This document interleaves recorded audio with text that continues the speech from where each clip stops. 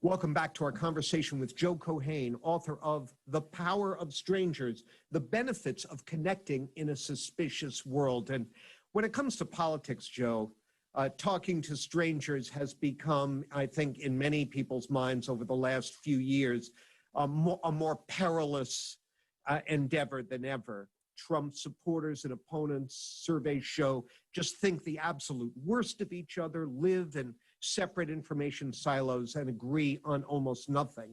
How can a conflict this deep and angry and toxic possibly be overcome? Yeah, it seems intractable, the divide between left and right in this country. And, you know, a big factor or a big effect of polarization is dehumanization, right? We don't even think the people on the other side are fully human anymore. We think that they're simple organisms. Their motivations are simple. They just do what they're told. They don't have free will like we do. They're not special snowflakes like we are. You know, you definitely see that on both sides, the dehumanization of the other side. But when I was doing this book, I spent a week with an organization called Braver Angels. And I went into it a little cynical because what they set out to do is teach Democrats and Republicans to speak to each other, to literally sit at a table and not throttle one another, to have a productive conversation. So I was really curious how they were going to do this because, you know, it's the dislike is so intense, the dehumanization is so intense that it just seemed like an impossible challenge. So I went, I spent time with them. And in the first few days of this big convention in St. Louis, people were wary of each other and they felt like maybe this was a trap or this some kind of indoctrination deal or something.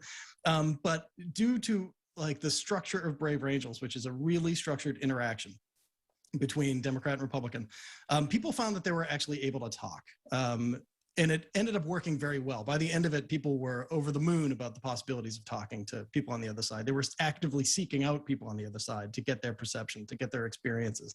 And the big takeaway from that was that, you know, our mistake when we talk about politics is to lead with the most contentious stuff, right? We start right away, abortion, go, and we're going to fight and we're going to call each other names and nothing's ever going to get accomplished. You're a racist. No, you're a socialist. Yeah. And it's just going to go right into that rut, which is what always happens. So what Braver Angels counseled people to do and train people to do, and this takes a lot of discipline, is be curious about the other person. Ask them questions about where they come from, what their parents were like, what they do they have kids, do they have a dog, like these personal things, because just due to the kind of wonder of human psychology, when we feel comfortable, we invariably find something that we have in common, right? We've all had those experiences talking to people. So as long as they take the political part out first and let people speak as human beings to each other as equals, then that opens the way for an actual political argument, an actual political debate. And those debates tend to be much more fruitful and much more interesting, frankly, than what we usually get. So I know that over the last few Thanksgivings, we have a wide range of political viewpoints in my extended family. At Thanksgiving, we've had a no politics rule. I guess the rule was if you wanted to talk politics, you had to go out in the backyard with the dog and talk to her about it. Is that what you're suggesting needs to happen for people to get over the hump here? Yeah, it's more like it's not about not talking about it because you want to interact with people from the other side. And it's really hard to do it. And it takes a measure of humility. And people worry about it because they fear that they're betraying their own side by being curious about the other side. You know, they feel like they're not demonstrating solidarity with their people by interacting with other people. But you need to go over to the other side and you need to talk to people because then you can recognize that there's a lot more humanity on the other side and there's a lot more diversity on the other side than you might have given them credit for.